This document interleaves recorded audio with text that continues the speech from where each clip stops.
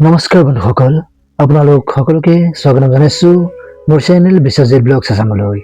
বন্ধুসকল, আমি সকলোৱে জীৱনত সুখী হ'ব বিচাৰোঁ, নহয়নে বাৰু? কিন্তু সুখৰ বাবে সদায় ডাঙৰ ডাঙৰ বস্তুৰ প্ৰয়োজন হয় নেকি? নতুন ফোন, ডাঙৰ ঘৰ, বহুত টকা পইচা, সফলতা বা আনৰ পৰা পোৱা প্ৰশংসা এইবোৰে আমাক কিছু সময়ৰ বাবে সুখী কৰিব পাৰে, হয়। কিন্তু এই সুখ কিমান দিনলৈ থাকিব? কিমান দিন থাকিব এনেকৈ? আচলতে আমাৰ দৈনন্দিন জীৱনত এনে এটা সৰু অভ্যাস আছে যিয়ে আমাৰ মনৰ ওপৰত গভীৰ প্ৰভাৱ পেলাব পাৰে। সেই অভ্যাসটোৱেই হৈছে কৃতজ্ঞতা, অৰ্থাৎ গ্ৰেটিটিউড। আমি যেতিয়া আমাৰ জীৱনত থকা ভাল ভাল কথাবোৰৰ বাবে আন্তৰিকভাৱে অন্তৰৰ পৰা কৃতজ্ঞ অনুভৱ কৰোঁ, তেতিয়া আমাৰ চিন্তাধাৰা, আমাৰ অনুভূতি আৰু জীৱনক চোৱাৰ দৃষ্টিভংগী সলনি হ'বলৈ আৰম্ভ কৰে। আজি এই ভিডিঅ'টোত আমি জানিম কৃতজ্ঞতা আচলতে কি, ইয়াৰ অৰ্থ বিজ্ঞানে কি কয়, আৰু কিয় নিয়মিত গ্ৰেটিটিউড প্ৰেক্টিচ কৰিলে আমি অধিক শান্ত আৰু সুখী অনুভৱ কৰিব পাৰোঁ আমাৰ জীৱনটোত। গতিকে ভিডিঅ'টো শেষলৈকে নিশ্চয় চাব, অকণমান স্কিপ নকৰিব। বহু কথা আপুনি জানিব পাৰিব, হয়তো জনা কথাখিনিও আপুনি ৰিমাইণ্ড কৰিব পাৰিব। যিখিনি আপুনি কৰি আছে সেই কথাখিনি আপুনি আকৌ এবাৰ মন কৰিব পাৰিব। কৃতজ্ঞতা মানে আচলতে কি? কৃতজ্ঞতা মানে কেৱল কোনোবাই সহায় কৰিলে ধন্যবাদ কোৱা নহয়। কৃতজ্ঞতা হৈছে আমাৰ জীৱনত থকা ভাল বস্তু, ভাল মানুহ, ভাল অভিজ্ঞতা আৰু সৰু সৰু সুখৰ মুহূৰ্তবোৰক সচেতনভাৱে উপলব্ধি কৰিব পৰা এটা ক্ষমতা। উদাহৰণস্বৰূপে ৰাতিপুৱা সাৰ পাই আপুনি যদি ভাবে আজি আকৌ এটা নতুন দিন পালো সুন্দৰ, এইটো এটা গ্ৰেটিটিউড হয়। গ্ৰেটিটিউড হ'ব পাৰি। আপোনাৰ পৰিয়ালৰ মানুহখিনি আপোনাৰ কাষত আছে বুলি ভবা এই অনুভৱটো, এইটো এটা গ্ৰেটিটিউড। এগিলাচ পৰিষ্কাৰ পানী খাব পাৰিছোঁ, সুস্থভাৱে মই খোজ কাঢ়িব পাৰিছোঁ, নিজৰ আপোন মানুহৰ সৈতে মই কথা পাতিব পাৰিছোঁ, এই সাধাৰণ যেন লগা কথাবোৰৰ বাবেও কৃতজ্ঞ হোৱা গ্ৰেটিটিউডৰ এটা ৰূপ হয়। এইবিলাক এটা গ্ৰেটিটিউডে হয়। আমি বহু সময়ত যিবোৰ বস্তু ইতিমধ্যে আমাৰ জীৱনত আছে সেইবোৰৰ মূল্য পাহৰি যাওঁ বা আমি উপলব্ধি নকৰোঁ। আমি যি নাই তাৰ কথা বেছিকৈ ভাবিবলৈ ধৰোঁ জীৱনত। মোৰ এইটো নাই, কি হ'ব, মোৰ ওচৰত ইমান টকাই নাই, কেনেকৈ থাকিম, কি কৰিম, আনৰ জীৱনটো মোতকৈ ভাল দেখোন, এই কথাবিলাক মনলৈ আহে। এই ধৰণৰ চিন্তাই আমাৰ মনটোক অসন্তুষ্ট কৰি তোলে। কিন্তু এই গ্ৰেটিটিউডে আমাৰ এটেনশ্যন সলনি কৰি দিয়ে। ই আমাক সোঁৱৰাই দিয়ে যে মোৰ জীৱনত কি নাই, তাৰ পৰিৱৰ্তে মোৰ জীৱনত কি কি আছে। এতিয়া আহোঁ আটাইতকৈ আকৰ্ষণীয় কথাটোলৈ। বন্ধুসকল, কৃতজ্ঞতা কেৱল এটা ভাল অনুভূতিয়ে নহয়, ই আমাৰ মগজুৱেও এই অভ্যাসৰ প্ৰতি সঁহাৰি দিয়ে। যেতিয়া আমি ইতিবাচক অভিজ্ঞতাবোৰৰ ওপৰত মনোযোগ দিওঁ আৰু সেইবোৰৰ বাবে কৃতজ্ঞতা অনুভৱ কৰোঁ, তেতিয়া আমাৰ ব্ৰেইনৰ, আমাৰ এই মগজুৰ ৰিৱাৰ্ড আৰু ইম'চন ৰিলেটেড চিষ্টেম সক্ৰিয় হৈ উঠে। অৰ্থাৎ আমি যিবোৰ চিন্তা বাৰে বাৰে কৰি থাকোঁ জীৱনত বা দিনটোত, আমি যিবোৰ চিন্তা বাৰে বাৰে কৰোঁ, আমাৰ মগজুৱে সেই ধৰণৰ চিন্তাৰ পেটাৰ্ণ শক্তিশালী কৰি গঢ়ি তুলিবলৈ আৰম্ভ কৰে। সেইবাবে গ্ৰেটিটিউড এটা মেণ্টেল হেবিট হিচাপেও চাব পাৰি। যদি আমি সদায় সমস্যাবোৰৰ ওপৰতে মনোযোগ দি থাকোঁ, আমাৰ জীৱনত বিভিন্ন সমস্যা আহি আছে, আমি তাৰ ওপৰতে যদি আমি মনোযোগ দি থাকোঁ, তেন্তে সমস্যা আৰু নিগেটিভ থটছ এইবোৰে আমাৰ মনৰ কেন্দ্ৰ হৈ পৰিব। আমাৰ মন সেইফালে গৈ থাকিব। কিন্তু যদি আমি প্ৰতিদিনে কিছু সময় আমাৰ জীৱনৰ ভাল লগা কথাবোৰ লক্ষ্য কৰি যাওঁ, ভাল লগা মুহূৰ্তবোৰ উপলব্ধি কৰিব বিচাৰোঁ, তেন্তে পজিটিভ এক্সপেক্টৰ প্ৰতি আমাৰ এটেনশ্যন বৃদ্ধি পাব। অৰ্থাৎ গ্ৰেটিটিউডে জীৱনটো সলনি কৰাৰ আগতে জীৱনক চোৱাৰ আমাৰ দৃষ্টিভংগীটো সলনি কৰি দিয়ে। কৃতজ্ঞতাই আমাক কিয় অধিক সুখী অনুভৱ কৰাব পাৰে? ধৰি লওক, আপোনাৰ এটা বেয়া দিন গৈছে পাৰ হৈ, অফিচত সমস্যা হ'ল, কোনোবাই আপোনাক বেয়াকৈ ক'লে, কিছুমান কাম আপোনাৰ সম্পূৰ্ণ নহ'ল। সন্ধিয়া আপুনি ঘৰলৈ আহি আপুনি যদি কেৱল সেই নিগেটিভ ঘটনাবোৰৰ কথাই ভাবি থাকে, বহু সময় ভাবিয়ে আছে আপুনি সেই নিগেটিভ কথা, তেন্তে আপোনাৰ মনটো আৰু বেছি বেয়া লাগি গৈ থাকিব।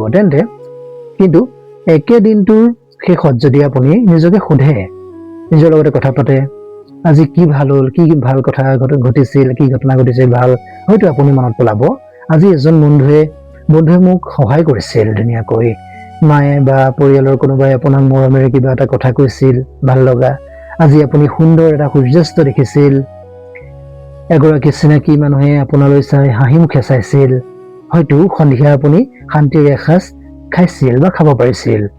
এইবোৰ ডাঙৰ ডাঙৰ ঘটনা নহ'ব পাৰে, কিন্তু এই সৰু সৰু মুহূৰ্তবোৰেই আমাৰ এই জীৱনটো এটা সুন্দৰ গঢ় দিয়ে। গ্ৰেটিটিউডে আমাক এই সৰু সৰু সুখবোৰ লক্ষ্য কৰিবলৈ তথা ইয়াক উপভোগ কৰিবলৈ আমাক জীৱনত শিকাই যায়। কৃতজ্ঞতাৰ আন এটা সুন্দৰ দিশ হৈছে ই আমাৰ ৰিলেশ্যনশ্বিপবিলাকো উন্নত কৰি দিয়ে। আমাৰ সম্বন্ধবিলাক বা সম্পৰ্কবোৰ আমি বহু সময়ত আপোন মানুহবোৰক লৈ ইমানেই অভ্যস্ত হৈ যাওঁ যে তেওঁলোকে আমাৰ বাবে কৰা কামবোৰক স্বাভাৱিক বুলি ভাবিবলৈ আমি এৰি দিওঁ, বাদ দি দিওঁ। আমি তাৰ প্ৰতি ইমান লক্ষ্য নকৰোঁ। ধৰক মায়ে ৰাতিপুৱা চাহ একাপ বনাই দিলে আমি হয়তো একো নকওঁ। কোনো এজন বন্ধুৱে আমাৰ বিপদৰ সময়ত সহায় কৰিলে আমি হয়তো ঠিক আছে বুলি কৈ এৰি দিওঁ।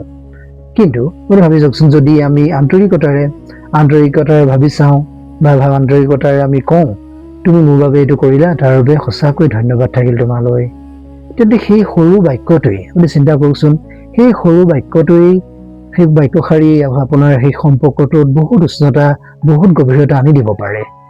কৃতজ্ঞতাই মানুহক অনুভৱ কৰায় যে তেওঁলোকৰ এফৰ্টৰ, সেই কামটোৰ মূল্য আছে। সেইবাবেই আপোনাৰ জীৱনত যিসকল মানুহ গুৰুত্বপূৰ্ণ তেওঁলোকক মাজে মাজে আন্তৰিকতাৰে আপুনি ধন্যবাদ জনাওক, ধন্যবাদ জনাবলৈ চেষ্টা কৰক। চাওকচোন কিমান ভাল লাগিব, আপোনাৰ জীৱনটো প্ৰতিটো মুহূৰ্ত কিমান সুখৰ হৈ পৰিব। গ্ৰেটিটিউড আৰু মানসিক শান্তি।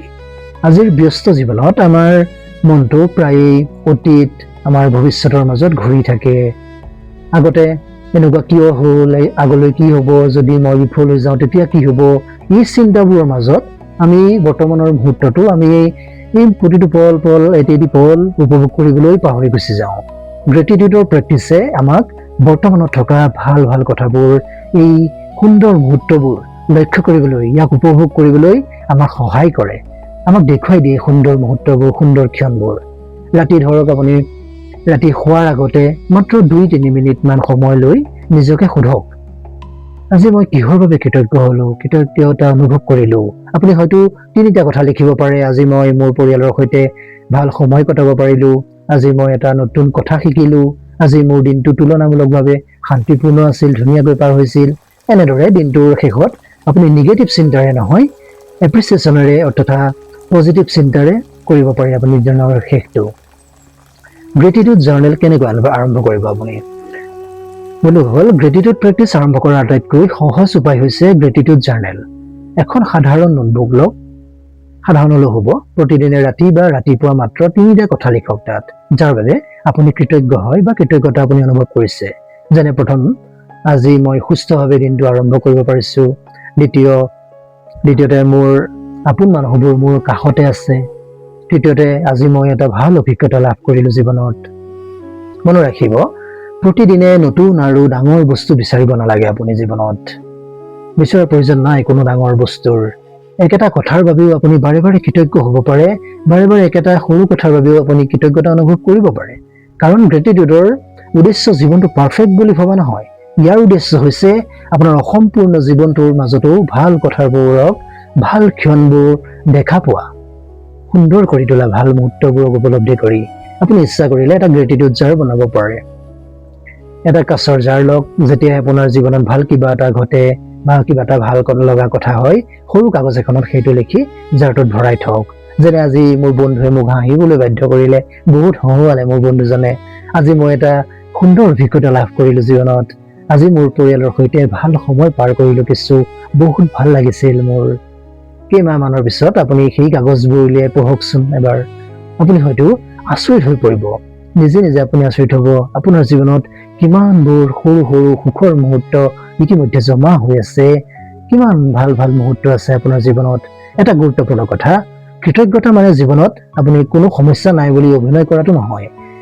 অভিনয় কৰিব নালাগে কোনো সমস্যা নাই বুলি। আপুনি কষ্টত থাকিলেও কৃতজ্ঞ অনুভৱ কৰিব পাৰে, কৃতজ্ঞতা প্ৰকাশ কৰিব পাৰে। আপুনি কষ্টত থাকিলেও আপোনাৰ সমস্যা থাকিব পাৰে, দুখ থাকিব পাৰে জীৱনত, ব্যৰ্থতা আহিব পাৰে জীৱনলৈ, কিন্তু এই গ্ৰেটিটিউডে সেই অনুভূতিবোৰক অস্বীকাৰ কৰিবলৈ কোৱা নাই, বৰঞ্চ ই কৈছে যে সমস্যা আছে হয় আমাৰ জীৱনত, কিন্তু সমস্যাৰ বাহিৰেও মোৰ জীৱনত কিছুমান ভাল ভাল কথাও আছে।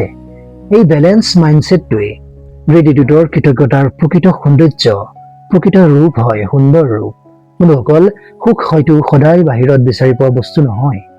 কেতিয়াবা সুখ আমাৰ দৈনন্দিন জীৱনৰ মাজতেই লুকাই থাকিব পাৰে, আমি গমেই নাপাওঁ বা আমি তাক চাবলৈ নিবিচাৰোঁ। এগিলাচ পানীত আপোনাৰ আপোন মানুহৰ এটা সৰু এটা ফোন কলত, ৰাতিপুৱা সূৰ্যৰ পোহৰত, এটা হাঁহিত, এটা শান্ত সন্ধিয়াত আমি কেৱল সেইবোৰ লক্ষ্য কৰিবলৈ পাহৰি যাওঁ। গতিকে আজিৰ পৰা এটা সৰু অভ্যাস আৰম্ভ কৰক। চাওকচোন, প্ৰতিদিনে মাত্ৰ 3টা কথাৰ বাবে আপুনি কৃতজ্ঞতা অনুভৱ কৰক, কৃতজ্ঞ হ'বলৈ লওক, আৰু কিছুদিন পিছত লক্ষ্য কৰক, সম্ভৱতঃ আপোনাৰ বাহিৰৰ পৃথিৱী একেই থাকিব, কিন্তু পৃথিৱীখনক চোৱাৰ আপোনাৰ দৃষ্টিভংগীটো অলপ অলপকৈ সলনি হৈ পৰিব। আৰু হয়তো সেই সৰু পৰিৱৰ্তনটোৱেই আপোনাৰ জীৱনত অধিক শান্তি, আপোনাৰ জীৱনটোত ইতিবাচকতা, পজিটিভিটি আৰু সুখ কঢ়িয়াই আনিব আপোনাৰ জীৱনলৈ। যদি ভিডিঅ'টো আপোনাৰ ভাল লাগিছে তেন্তে এটা লাইক কৰিব, আৰু আমাৰ বিশ্বজিৎ ব্লগছ আছাম চেনেলটো ছাবস্ক্ৰাইব কৰি লগতে বেল আইকনটো অন কৰিবলৈ নাপাহৰিব। আৰু কমেণ্টত জনাওকচোন আজি আপুনি কিহৰ বাবে কৃতজ্ঞ। হয়তো আপোনাৰ এটা সৰু উত্তৰ আন এজন মানুহৰ দিনটো অলপ ভাল কৰি তুলিব পাৰে। পুনৰ লগ পাম আন এটা সুন্দৰ বিষয় লৈ। তেতিয়ালৈকে সুস্থ থাকক, শান্তিত থাকক, আৰু জীৱনৰ সৰু সৰু সুখবোৰ উপভোগ কৰি যাওক। ধন্যবাদ। জয় আই অসম।